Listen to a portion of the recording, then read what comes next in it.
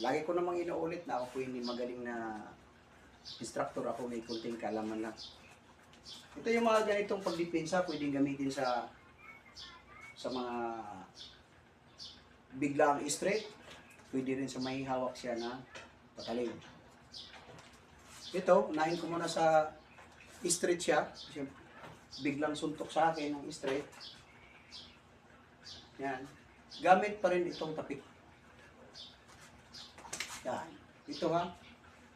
Yan. Kaya dinandahan ko. Back pace.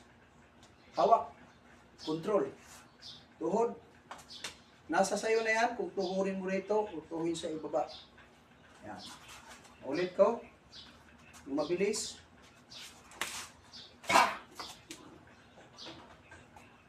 Yan. Dito sa right para makita. Kailangan na ito, pagpaling mo rito, kailangan yung kamay mo, patapik, palabas. Gagalaw mo rin itong mukha mo. Kasi pag mabilis, tapos paano nakailag ka? Yan. Straight. Yan. Yan. Tuhod. Yan.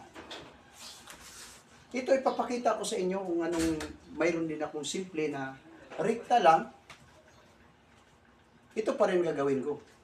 Ito po'y tinuturo ko to sa mga sa labas, pero iba pa rin yung actual ka ng training.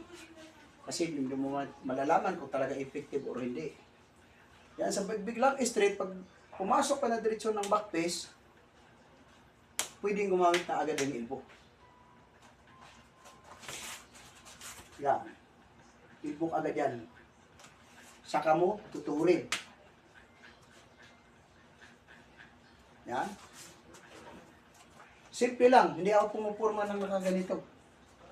Mahalaga itong tapik. Siya ang napupurma ng pagsugod. Pabilis-bilis. Yan, pagtira mo dito pa. Yan. May tendency nito, pag bira mo rito, pag ikot, pwede mo nang ulitin. Elbow.